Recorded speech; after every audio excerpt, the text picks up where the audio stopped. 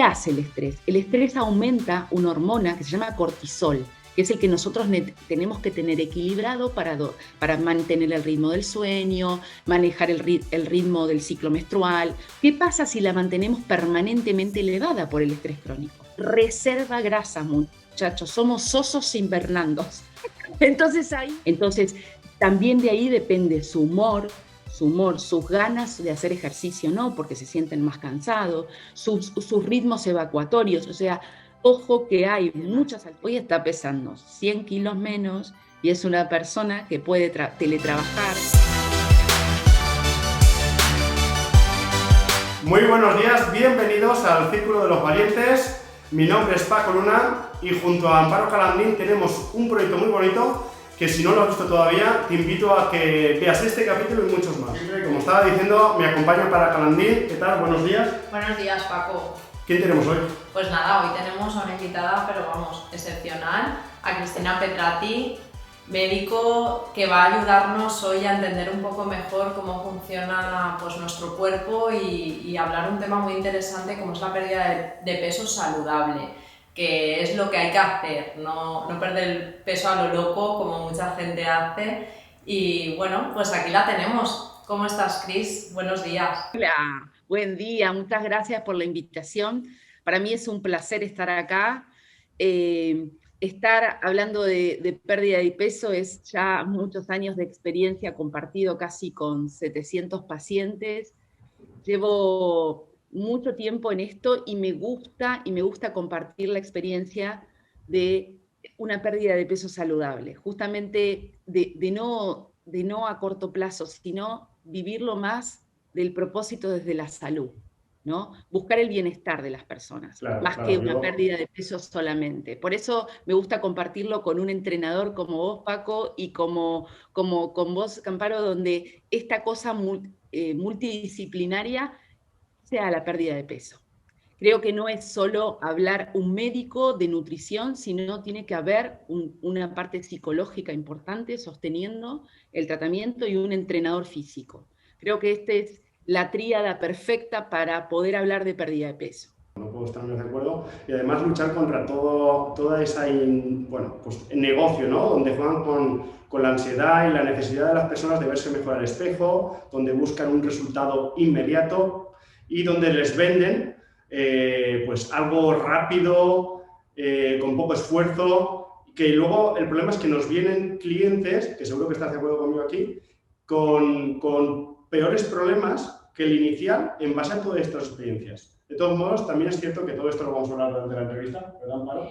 ¿Qué factores son los importantes para perder peso? Bueno, primero, creo que cuando yo tengo consultas, lo primero que hacemos es que la persona acepte que está con aumento de peso, con sobrepeso o aumento de peso. Hoy la última estadística de la Sociedad Española de Obesidad habla que los españoles están en un 53%, que es más de la mitad entre sobrepeso y obesidad. Pero no todo el mundo acepta que está con sobrepeso o obeso y no viene a la consulta. De hecho, hay una franja entre los 18 y los 30 que hoy es el problema, porque no consultan. Hoy van a las redes sociales y se quedan con un youtuber y solamente siguen esos métodos y siguen esas maneras de adelgazamiento y después me llegan a mí ya con problemas metabólicos, porque ya sobrepasaron todo tipo de dietas restrictivas quizás o no saludables y es ahí donde está el problema. Entonces creo que esto, para perder peso, lo más importante es hacer una dieta equilibrada y sana, donde no se pierda solo grasa, sino que se sostenga la masa muscular, que es la que nos sostiene la calidad de vida y el bienestar, porque ya se sabe que cuando uno tiene arriba del 40% de masa muscular, es un artículo que se escribió en Harvard, la persona es saludable. Por eso hay abuelitos que vemos de 80, 90, 100 años, y dice, ¿cómo vive 100 años? Porque se hizo un estudio y esas personas tienen por arriba del 40% de masa muscular. Entonces ya sabemos que ese es un índice de bienestar. Más allá de obsesionarnos con bajar grasa, músculo, lo que sea, uno emagrece, lógico, pero hay que sostener la masa muscular con nutrientes. Los nutrientes es una dieta equilibrada. Y hoy se sabe a nivel mundial que la dieta más equilibrada para llevar es la dieta mediterránea, que contiene lácteos, pescados, 5 piezas de fruta, 5 piezas de verdura. Está bien que hay un tema cultural en España y en el mundo, donde cada uno se adapta a su gusto. Y uno dice, ay, no, pero a mí me gusta solo comer vegetales, solo comer... Bueno, hay que saber equilibrar todos los demás nutrientes para no perder ni vitaminas ni minerales en una dieta vegana, vegetariana, lo que sea. Lo que sí yo no estoy de acuerdo cuando uno tiene que bajar tantos kilos es hacer estas dietas keto o ceto, donde son agresivas y no son sostenibles en el tiempo. Entonces, cuando uno quiere lograr a largo tiempo las dietas, lo ideal es enseñarle a cambiar hábitos. Claro. Entonces, para cambiar hábitos hay que instaurar conductas de 5 comidas al día, tomar 3 litros de agua. Entonces, no puedo decir 12 horas de ayuno, porque eso no es lo habitual que va a poder sostener la persona en el tiempo. Yo me quedo con el tema de modas, ¿no? Más que alguna dieta en concreto, son modas. ¿Vale? El tema de ayunos. Claro, yo me encontré con gente que hace ayunos de 12 horas y lo que no se ha comido en 12 horas duplica la ingesta cuando va a la que le toca. Entonces, si no tienes un control, yo creo que, como tú bien dices, se trata de educar. Aquí no se trata de que vayas a un profesional y hagas lo que te diga, sino que además te eduque, te enseñe cómo debes y por qué debes. ¿Qué va a pasar cuando tú haces una dieta de moda o un efecto milagro a medio plazo? Te va a llevar a un problema seguramente peor, porque no solamente empezamos a empeorar la situación física, sino la emocional, ¿no? Esa experiencia de fracaso, de yo no puedo, yo tengo que tener algún problema, ¿sabes? Empiezan las creencias limitantes, que ahí es donde nuestra queridísima Amparo nos ayuda, ¿sabes? La verdad es que nos ayuda muchísimo. Y has dicho una cosa muy importante y yo quiero dar un poquito de matiz aquí, el tema de la musculatura. Uno de los primeros errores que piensa la gente, cuando yo le digo a alguien que es fundamental tener una masa magra, una musculatura funcional, no solo funcional, sino que además pues, que tengamos la mayor cantidad de músculo posible, sobre todo porque creamos un gasto metabólico mayor diario, tenemos un metabolismo basal más alto. Porque esto también pasa, y Amparo lo va a poder describir mejor, por un tema de imagen y manifestación corporal. La persona está buscando identificarse probablemente con un referente externo, que quiero estar así como tal persona, porque no es que algo que desee y quizás no es algo que pueda lograr tampoco, porque genéticamente todos tenemos, les cuento, en nuestra célula cuál va a ser nuestro mayor masa muscular. Nos vamos a parecer probablemente a mamá y a papá, que es lo que no queremos, pero es lo que hacia dónde vamos. ¿Que de qué va a depender el desarrollo de esa masa muscular? ¿Va a tener más o menos cuadraditos en la panza o más o menos Michelin al costado? Va a depender de hacer una dieta equilibrada y hacer ejercicio de fuerza.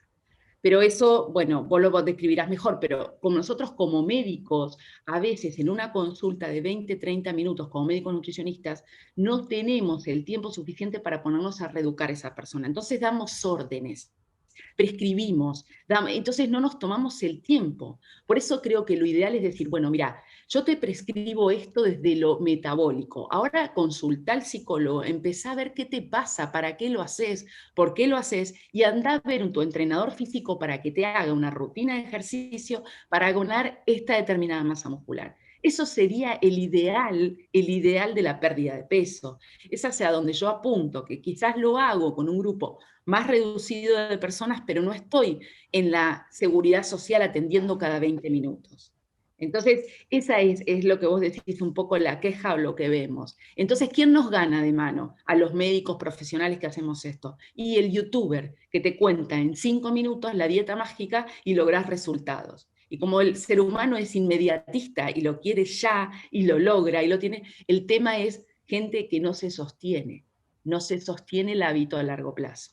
Entonces no se cambia la calidad de vida. ¿Y cuándo me lo planteo? A los 60, cuando ya me me fracturé la muñeca, porque tengo el famoso putocoles de falta de vitamina D, de haber hecho toda mi vida una dieta restrictiva, que es lo que yo recibo. Que cuando ya pasaron todas tus enfermedades metabólicas sostenidas en el tiempo por no haber hecho una dieta equilibrada cuando tenía 30, 40, 50.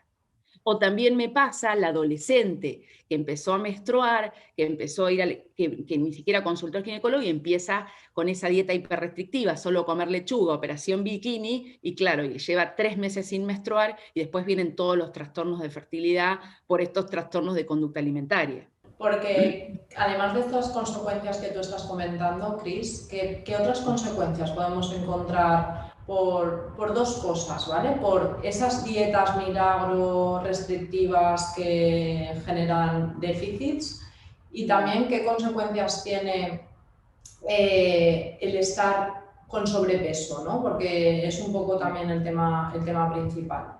Sí, el tema hoy son las enfermedades metabólicas. Hoy uno no se enferma de hipertensión, de diabetes, de apneas del sueño. Hoy uno se enferma de obesidad. La obesidad es una enfermedad.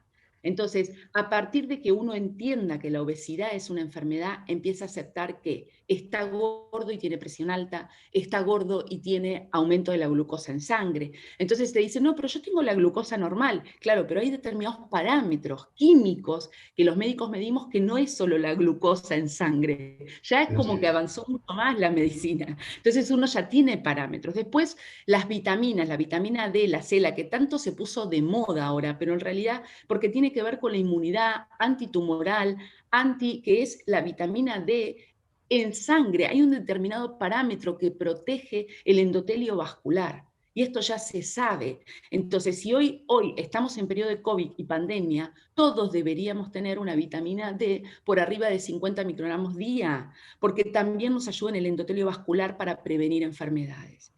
La apnea del sueño, duermo mal, no oxigeno bien, me levanto con migraña. Entonces, claro, voy al neurólogo y consulto, es migraña, y en realidad estoy teniendo sobrepeso y no permito respirar y oxigenar bien de noche, tengo microdespertares y no descanso, no duermo, no bajo de peso. Y así es un círculo donde sigue con la apnea del sueño y sigue consultando hasta llegar a la mascarita de noche y no queda opción para volver para atrás. Hablando de la vitamina D, fíjate que si no recuerdo mal, estamos hablando que es la responsable de más de 2000 procesos hormonales. Estamos hablando de, como tantas otras vitaminas, la vitamina que nos ofrece el sol, ¿no? Totalmente, que se permite 30 minutos de sol. Vieron que ahora uno ya sabe cuántos rayos ultravioletas puede uno tomar, por eso los horarios que se permiten tomar esa media hora es a las 9 de la mañana. Pero si no pudiste, hoy el iPhone ya te dice, en la temperatura te dice cuánto de UV hay. Si hay debajo de 4, vos podés tomar esos 30 minutitos sin pantalla solar al sol. De hecho, yo no sé si acá en España se hacía, pero en mi país se hacía mucho, se los ponía a los abuelos, se les daba la vitamina y se los ponía al sol apuntando a la nuca durante 30 minutos todas las mañanas. O sea, eso, la absorción de la vitamina D. Y la realidad que también hay algo que se perdió por esto, bueno, por este último tiempo de la pandemia, es el control químico de glucosa, urea, creatinina, de todos los parámetros químicos de cómo funciona el cuerpo, y la gente no se está controlando, no está yendo al médico por todo lo que sucede. Entonces se dejaron de hacer esos controles anuales y cuando ya vienen a consulta para bajar de peso nos encontramos con algunas alteraciones. Por ejemplo, la tiroides, que es la responsable del metabolismo de las grasas. ¿Eso es habitual? Sí. Casi un 70%, esto en una sociedad española de obesidad se investigó, tienen hipo o hipertiroidismo. Entonces, también de ahí depende su humor, sus ganas de hacer ejercicio, ¿no? Porque se sienten más cansados, sus ritmos evacuatorios. O sea, ojo que hay muchas alteraciones metabólicas ya establecidas por estrés crónico que padecimos en esta pandemia, que se empezaron a detectar en este último tiempo. Entonces, la pérdida de peso va acompañada quizás con una prescripción previa, ¿sí? Consulten al médico antes, háganse su chequeo. Por supuesto. Vamos a ver dónde estamos, Sí. Ser conscientes en qué punto estamos para poder saber a dónde tenemos que ir. Ahí. No empecemos a hacer cosas, además yo lo digo mucho, si tú tienes que perder, yo tengo muchos clientes que le han ayudado a perder 30, 40, 50 kilos, pero lo importante no es la foto y el delante y el después, lo importante es qué hemos aprendido durante todo ese proceso. Exactamente. Que es lo que nos va a llevar a que cuando estemos en un rango de peso saludable, con una composición saludable, hablando grasa músculo, entendamos que eso se va a poder mantener el tiempo porque hemos aprendido.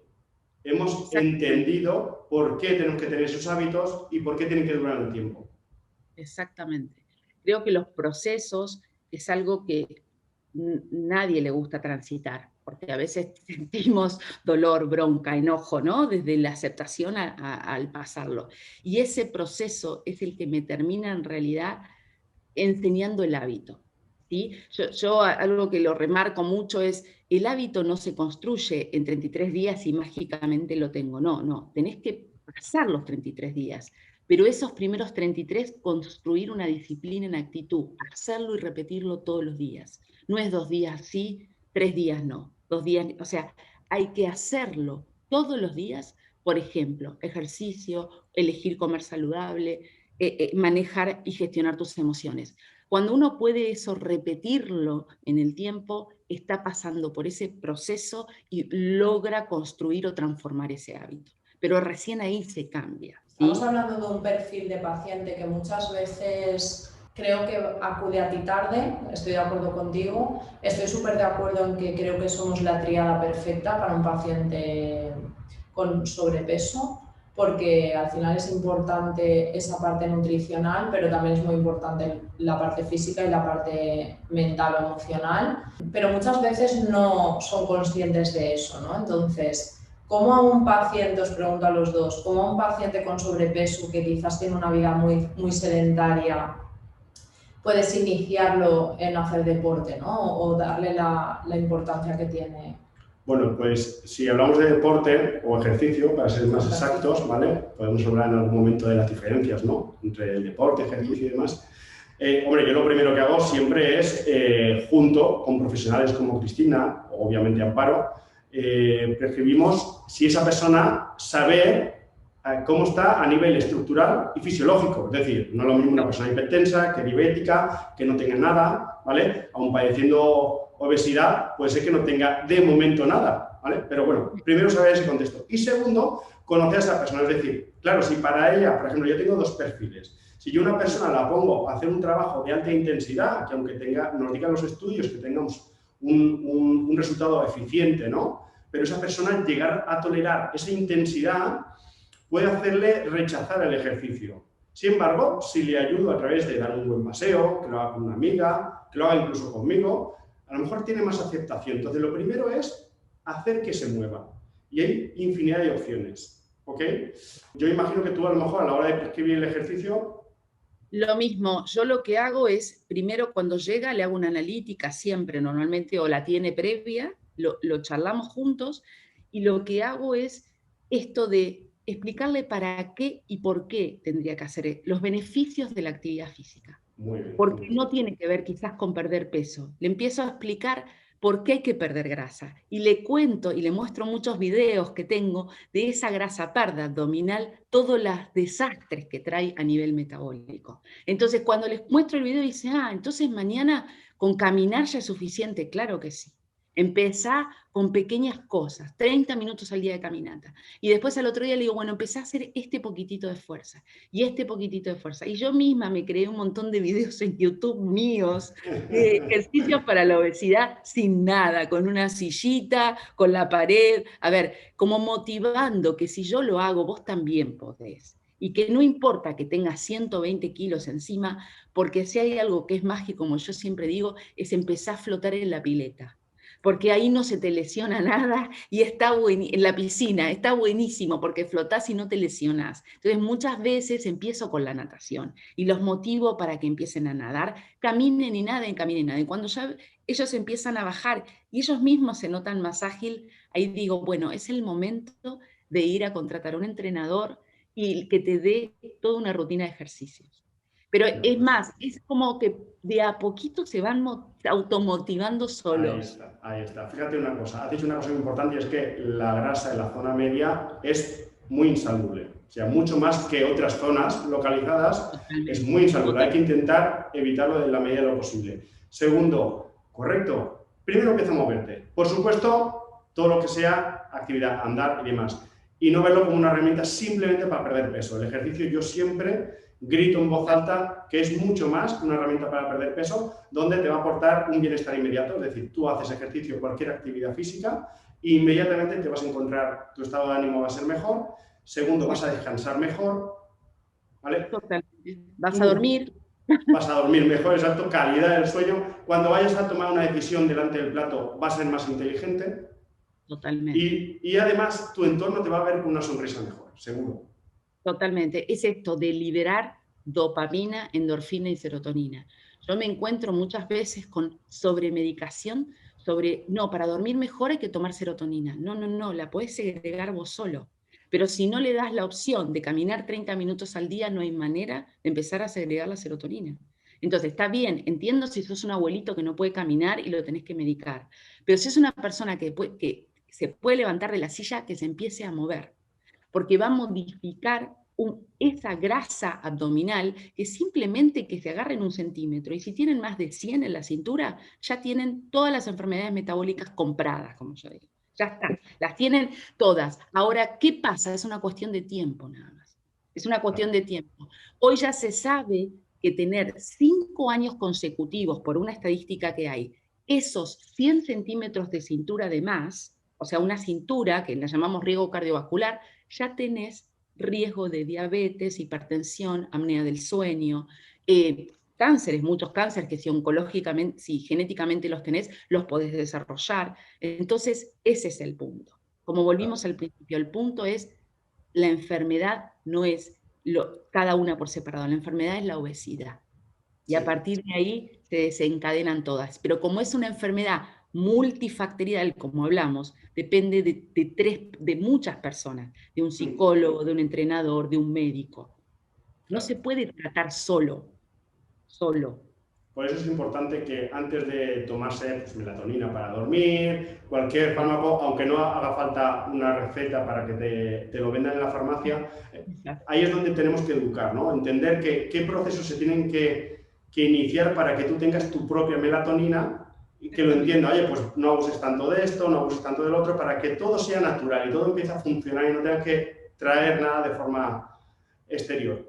No, igual te cuento que todo lo que vos le muestres a la persona que pase por la experiencia siempre es mejor. Yo siempre le digo, yo te lo digo, pero vos probalo vos mismo, sentilo que es así. Y claro, llega el 7º día y me dice, ¿sabés que estoy durmiendo mucho mejor? Claro que sí. Claro. O sea, pasarlo por la experiencia, sí.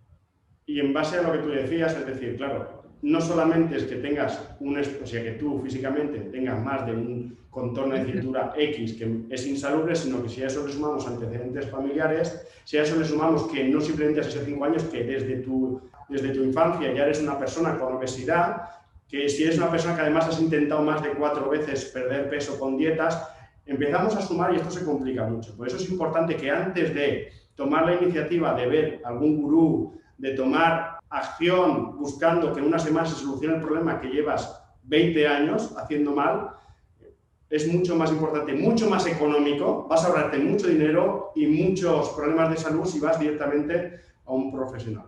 Exacto, y aparte otra cosa que hace las dietas restrictivas es ponerte el no adelante. No puedo comer chocolate, no puedo comer esto, y esto también le hace mal al cerebro, eso lo sabe mejor Amparo. A ver, el no, el restrictivo, hace que pequen, y después empiezan a aparecer los trastornos compulsivos, porque tanto no esto, me tengo que mover y no me puedo quedar quieto. O sea, es tanto la restricción que aparecen y se transforman consecutivamente en trastornos compulsivos de la alimentación. Claro, la parte psicológica en todo esto parece que no le demos importancia, pero tiene muchísima en todas las vertientes que habéis comentado. Una, porque empezar un proceso así, o muchas veces este proceso, o al final engordas también por esas creencias también que tienes que no te ayudan a moverte, que te desmotivan, esto crea baja autoestima, esto crea una serie de creencias limitantes que no te están acompañando ni en el proceso de tener sobrepeso, ni tampoco te acompañan de cara a plantearte el cambio, ¿no? Entonces, al final en esto es un poco lo que podemos ayudar un psicólogo que, como sabéis los dos, para mí es un entrenador pues de las emociones, ¿no? y de la vida, ¿no? Porque nos ayuda a afrontar las cosas de forma diferente y esa es la parte un poco que también nosotros podemos ayudar. Porque esas creencias limitantes muchas veces nos llevan a eso, a no movernos, a no confiar, a tener ya etiquetas con nosotros mismos de que no podemos crear estos cambios, cuando realmente sí que puedo, y a veces las personas entran en un victimismo, en un autosabotaje que no les ayuda a mover. Y luego ya, lo que tú estás diciendo, ¿no? Esas dietas restrictivas o esa forma de enfocar en la pérdida de peso, que muchas veces es por, no sé si ignorancia o por, pues eso, ¿no? De pensar, pues no voy a poder comer cosas, va a ser un rollo, qué mal, ¿no? O sea, Sí, qué mal anticipas. plantearme Una comer. cosa que me encontré yo con, bueno, para mí el colaborar con un psicólogo fue un antes y un después, porque al final nos tienen a los entrenadores como motivadores, ¿no? Y parece que es que si no me motiva Paco, yo puedo ser un gran motivador, por supuesto, te puedo motivar, pero al final hay creencias como, no voy a poder, fíjate qué cosas, y pasa mucho, no voy a poder conseguirlo. Yo lo detecto enseguida cuando él o ella piensa que tal. Entonces yo lo delego a Amparo y rompe con esas creencias limitantes, pero ¿por qué no vas a conseguirlo? No es que tengo mucho aquí, mucho allí, pues eso es una reserva, es una grasa, es un adipocito que está ahí porque hay un superávit que se ha creado durante mucho tiempo. Bueno, simplemente tenemos que hacer que eso se vaya, que empecemos a utilizarlo como recurso de forma saludable, no va a ser 2 días, va a durar más, depende de la persona. Y llegará el momento, es decir, ¿por qué piensas que no va? Claro, y eso, solamente rompiendo esa creencia con la ayuda de Amparo, conseguimos el éxito. O sea, es que marca el antes y el después. Sí, Claro, porque tenemos mucha tendencia a anticipar y eso también nos lleva, pues eso, a esas conductas compulsivas que estábamos hablando también el otro día, ¿no? Del hambre emocional y todo esto de los atracones que llevamos por eso. Claro. Claro. Y luego llega Cristina le argumenta a nivel de salud dónde le va a llevar si sigue por el mismo camino. Y claro, yo creo que la suma de todo es lo que hace que esa persona le hagamos ver todo esto de una perspectiva muy diferente a la que ella o él creía. Que es cuando entonces está el cambio. Ahí es donde está el cambio, no el físico, sino el que hacemos cambiar aquí arriba para que empiece a ver las cosas diferentes. Ya no se trata de restricción, porque no debe de haberla, sino de educación. Exactamente. De hecho, bueno, yo desde que llegué a España creé un método que tiene mi apellido, el método Petrati, donde justamente se trata de estas 3 patas. Yo cuando ingresa al programa le digo, bueno, vos vas a tener 3 cosas que hacer. No sé cómo va a ser tu pérdida de peso, pero vas a tener que cumplir con esta alimentación, vas a tener que cumplir con este entrenamiento y vas a tener que cumplir con esta gestión de emociones. Vas a ver a tu psicólogo, a donde sea, a tu coach, lo que sea, pero vamos a trabajar en estas 3 patas. De eso se trata. Si querés, ingresás. Si no estás o sea, si no aceptás que hay 3 cosas que trabajar, no, conmigo a corto plazo no sirve. Entonces, claro, de golpe dice, bueno, pero los resultados, entonces ahí es un poco cuando empiezo yo a decir, mira, tengo muchos testimonios, buscalos en YouTube, escucha a otras personas, fíjate cómo hicieron, como decís vos, o sea, a veces pasar o mostrar la experiencia, no de la foto delante del después, sino del proceso interno. Cuando una persona te lo cuenta desde el cambio, desde el proceso interno, desde su transformación, te toca el corazón. Cuando es así, momentáneo, empiezan, no sé, ahora voy a empezar con la dieta de pirulo, con la de otro, para poder seguir sosteniendo este peso. Claro, a mí yo he visto mucho, se ve mucho en redes sociales el antes y el después. Y yo podría enseñar muchísimas de antes y después, de cambios, pero yo creo que eso, más que ayudar, frustra. Totalmente. Entonces yo me gusta que, si en algún momento tengo que poner algún ejemplo, que sean personas que cuenten cuándo fue el momento en que ella o él vio que esto no era así, que era de otra forma. Oye, ¿cuándo empieza a ver la comida? Porque claro, la gente cree que está siendo mejor de comer mucho, pero también hay casos de que comen muy poquito. Tenemos los dos extremos, ¿no? Sí, exacto. Y es lo que decís vos. O sea, yo cuando vienen y dicen, ay, doctora, ya cambié el chip. Y le digo, ¿cómo hiciste? Porque ya sé cuál es mi creencia limitante. Entonces, claro, lo trabajan. Es más, yo trabajo mucho con las afirmaciones positivas para desterrar esas creencias, donde yo no soy capaz, yo no soy y yo no estoy. Y se las hago crear y se las hago repetir 100 veces al día durante 33 días que empezaron el tratamiento. Entonces se levantan a la mañana, la repiten, y claro, no le queda otra al inconsciente. Dice, bueno, vamos para allá. No podemos. Entonces, No me queda claro, opción. claro, y ahí empieza a jugar un poco de, bueno, yo estoy convencida que lo que vos tenés, le digo, es hambre emocional. ¿Pero qué es eso? Entonces se empiezan a preguntar. Y el hambre emocional tiene dos características. ¿Te dio culpa cuando te comiste todo? Sí. Siempre termino con mucha culpa, es muy repentina, es puntual de ese alimento. A mí me gusta el bocadillo de jamón y yo me muero si no lo puedo dejar. Bueno, trabajemos el me muero. Nadie se ha muerto por no comer un bocadillo. Entonces, nada, tiene que ver mucho, para mí, mucho con el pensamiento. Mucho con el pensamiento. El pensamiento crea una emoción y la emoción un plan de acción. Entonces, más allá de yo como médico prescribir esto, me tengo que apoyar siempre para la pérdida de peso en un psicólogo, obviamente con experiencia como Amparo, en experiencia en esto, porque no todo el mundo trata este tipo de enfermedad, y en un entrenador físico también que sepa del tema, porque si no, a veces no saben por dónde empezar y lo tratan como simplemente algo momentáneo y es mucho más profundo, y uno tiene que tener experiencia en el tema. Sí, además por las consecuencias que ha llevado ese sobrepeso a lo largo del tiempo, ¿no? A veces a las personas les ha creado una baja autoestima, una inseguridad en sí mismos, una pérdida de oportunidades, que también hay que trabajar porque también actúan como limitantes a la hora de dar ese cambio. Y sobre todo esa etiqueta que a veces tienen de que no lo voy a conseguir, o sea, no me visualizo esbelto o esbelta, o sea, es que no me imagino. Entonces, como si no me imagino, ya tenemos ahí claro, un freno máximo. Si no crees tú mismo que puedes conseguirlo, ¿para qué has sido un profesional? Y el profesional te va a educar. No quieres, pero muchas veces os pasará a los tres, porque a mí también me pasa que la persona busca que le soluciones la papeleta, ¿no? Y buscan pues esa varita mágica, exacto, que a mí me encantaría sacar más de una vez, pero la realidad es que no existe, ¿no? Viene a la desesperada de, mira, yo siento esto, quiero que lo cambies, ¿no? Y no, yo te voy a enseñar las herramientas, igual que Cristina las suyas, tú las tuyas, pero la persona es la que tiene que generar ese esfuerzo. Esto pasa mucho, ¿eh? Yo, claro, al final,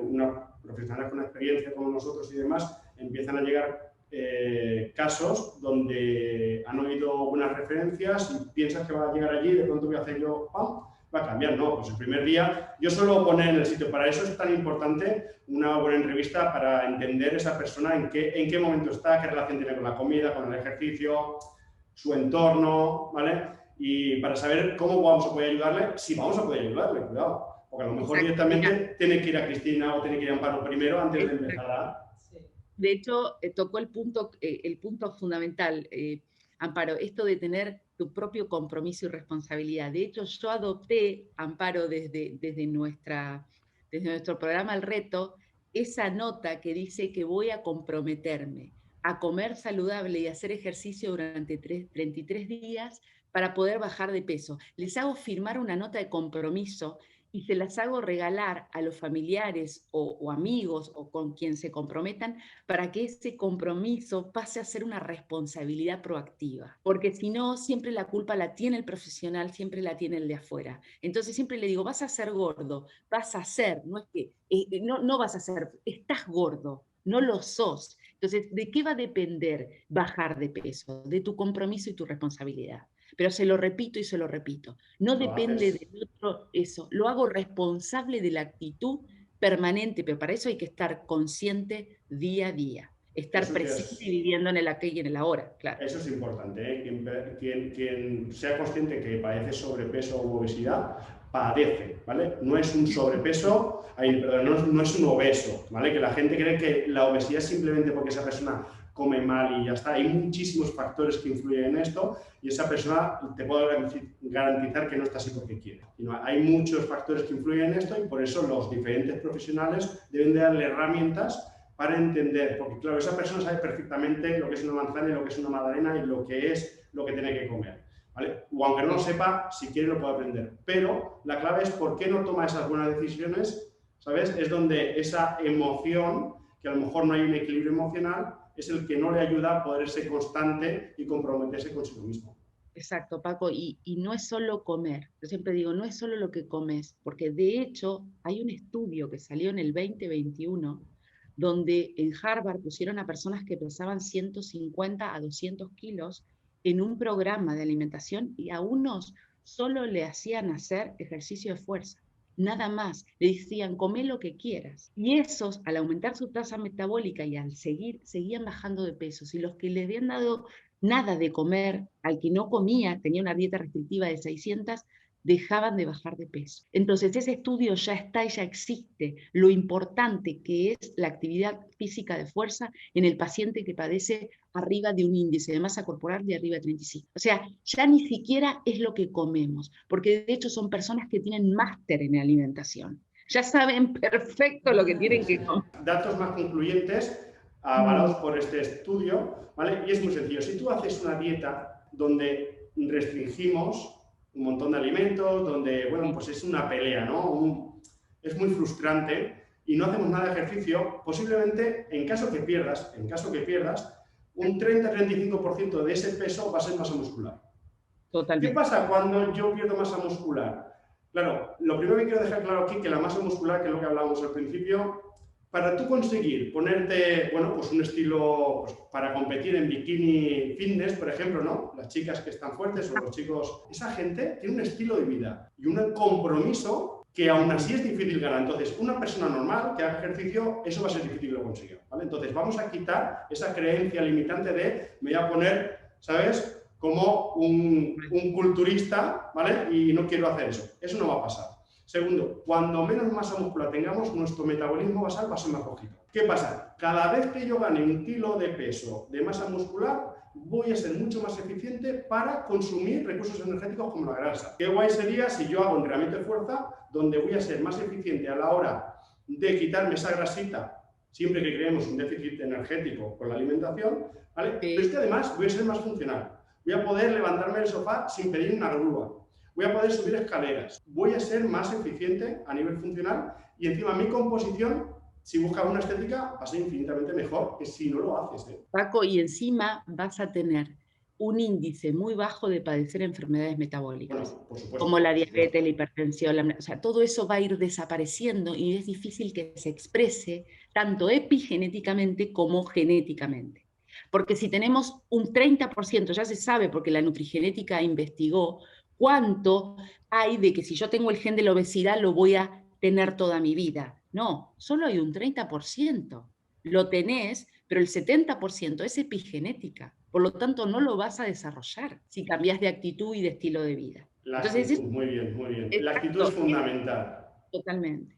Entonces, hay una pregunta que a mí se me viene a la cabeza y mucha gente piensa, y creo que estaría muy bien responderla, que es, ¿el estrés engorda? Sí, y tiene que ver con lo que charlamos, que es más, el ejemplo gráfico es el que estamos viviendo en pandemia. Vivimos en estrés crónico, por toda la incertidumbre que vivimos, la ansiedad permanente. ¿Qué hace el estrés? El estrés aumenta una hormona que se llama cortisol, que es el que nosotros tenemos que tener equilibrado para mantener el ritmo del sueño, manejar el ritmo del ciclo menstrual, bueno, y diferentes ciclos hormonales que pasan a través de esta hormona. ¿Qué pasa si la mantenemos permanentemente elevada por el estrés crónico? Reserva grasa, muchachos, somos sosos invernandos. Entonces ahí lo que está pasando hoy, que hasta el más flaco que cambió de actitud, que dejó de ir a caminar por la pandemia, que lo confinaron, que empezó a comer bizcocho como loco y demás, está engordando. Entonces, sí, claro que el estrés engorda. El estrés engorda por todos los procesos metabólicos encargados de este juego hormonal, que también, ¿de qué depende? De la actividad física.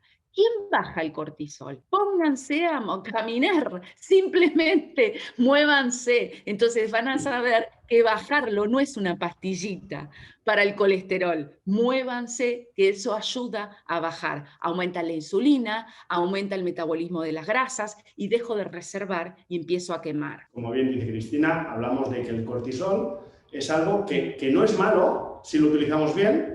¿Correcto? El problema es que ese cortisol tiene que tener unos picos y unos valles, depende del momento del día. El problema es cuando es todo un pico constante, es decir, siempre nos quedamos arriba. ¿Qué pasa? El ejercicio en realidad también es algo que estresa tu cuerpo.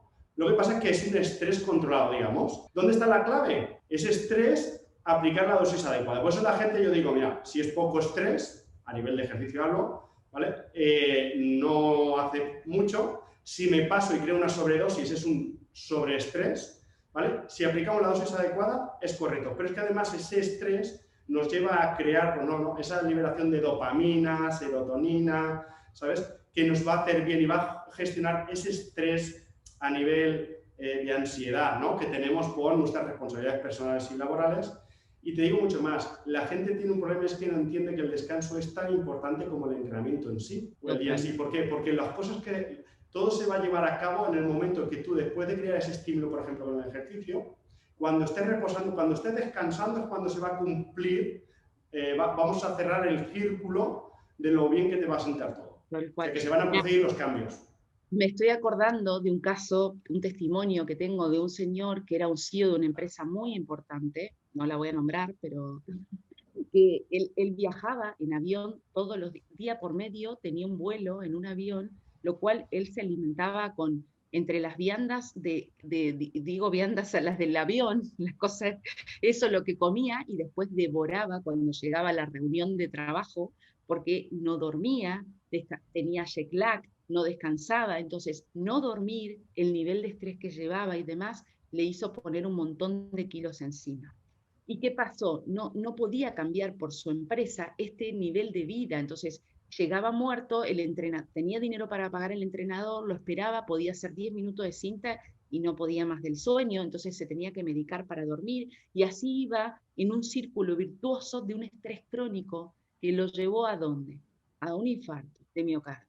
Entonces, digo que obvio que el estrés, por más que lo quieramos gestionar o controlar, porque él tenía todo, las personas que los estaban rodeando para poder organizarse y ordenarse en cambiar el hábito, nada, no lo terminaba de gestionar ni siquiera emocionalmente. ¿Qué hizo? Suspendió, se fue, después obviamente el freno fue el infarto, y dijo, tengo que cambiar de estilo de vida, porque ya empezó la rehabilitación cardiovascular y demás. Hoy está pesando 100 kilos menos, y es una persona que puede teletrabajar, que puede estar más tranquilo, que empezó a gestionar. Claro, ya no es él el que viaja, un poco fue la pandemia que le puso el freno, lo que quiero decir que eso ayudó a ordenarse, ayudó a gestionar y empezó a cambiar de estilo de vida. Es un perfil de cliente que a mí me llega habitualmente, que es el empresario, ¿no? El gran ejecutivo, que tiene unas exigencias desorbitadas, que eso son comidas de empresa, cenas de empresa, viaje. Entonces, para darle una pauta de la alimentación, yo, por ejemplo, les creo un kit, una bolsa pequeñita, con unos ejercicios que yo les enseño en sala, de forma que en cualquier hotel, en cualquier habitación pueden llevarlo a cabo, y es una dosis necesaria, porque ellos saben que si lo hacen cada día, que yo les diga, ellos van a combatir y por lo menos suavizar esa ansiedad, ese estrés que le provoca sus responsabilidades laborales. Y es la forma de, bueno, por supuesto, lo primero que le digo es que en cuanto pueda cambien de trabajo, pero claro, sé que es difícil, entonces intentamos darle herramientas para que el ejercicio pues ayude a gestionar ese estrés. Claro, yo creo que el estrés se engorda de las dos maneras que habéis dicho, ¿vale? De forma interna, es decir, el tener estrés o el estar sometidos a un estilo de vida de falta de autocuidado, muy agitado, muy acelerado, nos lleva internamente a desequilibrarnos a nivel pues, de diferentes sustancias químicas que nos ayudan a estar mejor, pero también lo que estábamos hablando hace un momento de a nivel conductual, ¿no? O sea, el estar estresados, el tener esa ansiedad, no saber gestionarla, también nos lleva a engordar por el exceso o por los atracones, ¿no? Que algunas veces las personas generan, que al final se convierten en lo que hemos hablado, pinceladas, y creo que es un tema muy interesante y que los tres también podemos aportar mucho valor, como es el hambre emocional. ¿Por qué se produce? Lo has comentado ya, ¿no? Que es un tipo de hambre que la gente puede localizar por esa inmediatez que tiene, esa impulsividad, esa ser muy selectiva, ¿no? De que me apetecen alimentos más calóricos, ¿no? Hay gente, yo tengo una paciente muy graciosa que tenía atracones, y tenía atracones de la caja de frambuesas, ¿no? Eso no es lo habitual, ¿no? Y me he comido la caja de frambuesas, algún sándwich, pero no es lo habitual, ¿no? De normal ya se los pegaba de comida saludable, pero también era demasiado. Pero mucha gente no suele ser por esto, ¿no? Entonces, ¿qué les podríamos decir de cómo manejar esa hambre emocional? Que creo que son algunos tips que creo que son muy interesantes. Mira, yo creo que primero que empiece porque a veces lo niega o no lo ve, como decís vos, la caja de frambuesa le parece la caja de frambuesa. Y sin embargo la medida, ¿no? Empezar a observarse, estar presente en cuánto es la medida de lo que come. Así como vos me contás, yo tenía un paciente que tenía en la puerta una planta de albaricote, se comía cada hora, se levantaba de la... Entonces, claro, el aumento y el exceso de grasa o de azúcares lo llevaba a engordar igual. El tema es estar presente, estar consciente esto, qué es lo que llevo a la boca todo el tiempo, porque a veces no lo pueden ver. Y después tener un poco el autocontrol de lo que estoy ingiriendo. Pero para tener el autocontrol tengo que estar muchas veces consciente hasta de lo que respiro, hasta que inspiro y expiro, como yo siempre digo. A ver, es un poco el mindfulness y la meditación, llevar a las personas a ese lugar. Porque el hecho de vivir en ese bucle, como esto que contamos de los empresarios o muchas personalidades así, te llevas puesto todo, te llevas puesto con lo de la afuera, te comiste todo sin darte cuenta. ¿Sí? Pero igual creo que la base importante de la gestión de emociones, todas, culpa, ansiedad, estrés, que lo que produce esto, el hambre emocional, tenés que tener una sesión con un psicólogo. Amparo, creo que es la base, tenés que empezar a hurgar qué te está pasando, es claro. Clave en esto. Son 30 minutos online, es tener un tratamiento de esto, es un proceso, porque a mí me pasa en el adelgazamiento de 40 kilos, que cuando desaparecen los 40 kilos, aparecen las emociones. Quizás los bajó porque es prolijo, ordenado, no se plantea nada, lo hace, y después ¿qué? Aparece un monstruo adentro que no conocen, y de hecho no se conocen, Amparo. A mí me pasa que les hago buscar fotos, no se conocen, no se miran, no se vieron, se pasó... Como yo digo, se miran ni siquiera de la cintura, de la cara para arriba. Y me encanta porque las mujeres se compran zapatos, carteras y pendientes, y ya está. Entonces, claro, eso fue lo que se miraron. Entonces, alguien que les colabore en el proceso, porque si no, saltean emociones muchas veces, porque ya se las comieron todas. Entonces, cuando hay que comer, no hay que comer porque ya no tengo hambre, me empiezo a mirar, ¿qué pasa ahí? Y es ahí donde hay que acompañarlo con más que con un tips, punto, y con eso me quedo, es con un proceso, con un psicólogo, con alguien que te vaya mostrando el proceso. A ver, tratemos esta emoción, porque si no, vas a volver a rebotar y te la vas a volver a comer. Me di cuenta hace mucho tiempo ya que todo el que venía a hacer, entrenaba conmigo en mi sala, entrenábamos, y empecé a detectar que siempre que entrenaban, después comían bien siempre. Nunca fallaban. El resto del día no lo sé, pero ese era así. Entonces me di cuenta que al final, ¿qué pasa después de entrenar? Después de entrenar te duchas y te encuentras fenomenal, ¿vale? Hablamos de la dopamina que estamos hablando, ¿vale? Entonces, ¿qué pasa? Llegas al plato, no, me tengo que cuidar, oye, que he entrenado, me encuentro bien. Entonces, es donde yo les hago ver, fíjate, cuando tú te encuentras bien, qué fácil es. Por lo tanto, cuando tú comes mal, ¿qué estás intentando resolver? ¿Qué buscas ese bienestar de evadirte, ¿no? Digamos que me como algo que me gusta, esa recompensa emocional positiva que no encontramos por culpa del estrés. Esa es la clave. ¿Qué pasa? Ahí es donde está la clave. Entonces, el problema no es que comas mal en sí, el problema es que tienes algo que te lleva a tener ese comportamiento. Ahí es donde volvemos otra vez a Amparo y le digo, Amparo, mira, tengo este perfil que tiene una relación con la comida X, mira a ver si tú detectas esto y a ver si me puedas ayudar a ir a la raíz. O sea, el problema es la raíz. ¿Qué es lo que le provoca estar así? ¿Sabes? Entonces es donde yo veo que las personas que no coman de forma saludable, que no tomen buenas decisiones, que lo sepan, que tienen esa sensación después de culpabilidad, es porque saben que no lo están haciendo bien. La clave es por qué tienes ese comportamiento.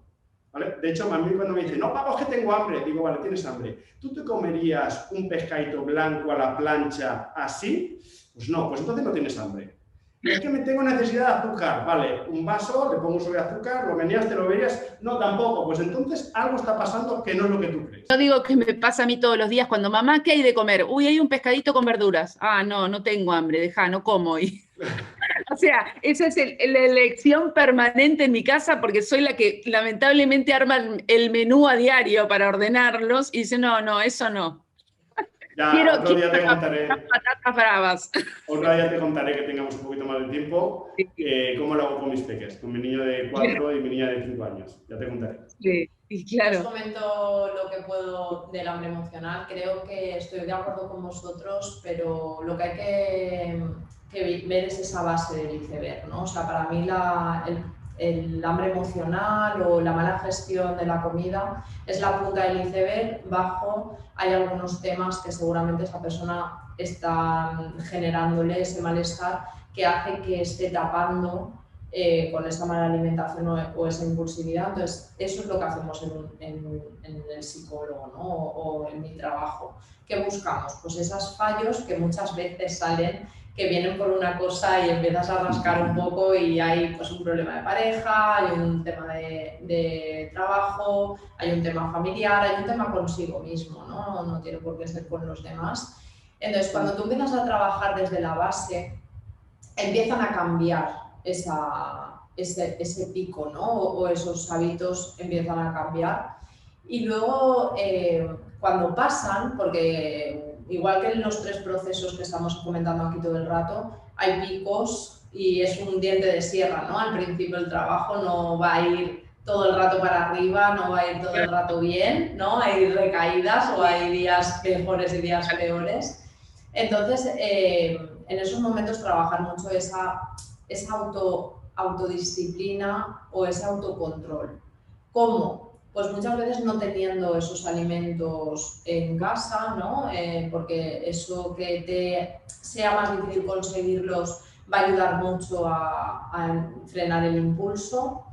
El mindfulness, que lo has comentado antes, funciona muy bien porque al final es como una herramienta de gestión emocional muy importante, el aprender a respirar bien, el aprender a parar, a dejar que ese pensamiento se vaya y no engancharte a él. Esto es lo más importante porque entras en bucle, ¿no? De sé que tengo un trozo de pizza en la nevera, la pizza y no me lo puedo quitar de la cabeza, ¿no? O esas galletas, ¿no? En bucle y hasta que no me las coma no puedo parar, ¿no? Esto es una excusa que dice mucha gente.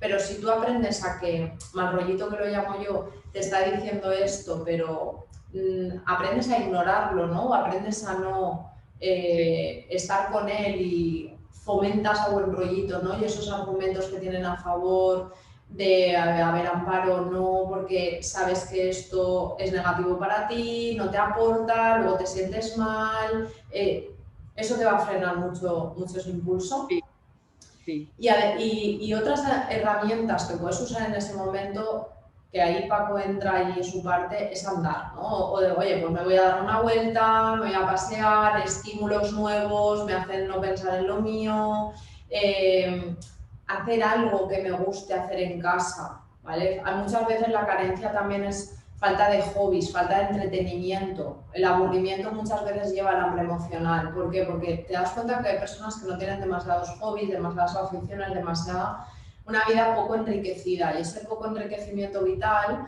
también nos ayuda muchas veces a tener ansiedad y a veces La balanza, ¿no?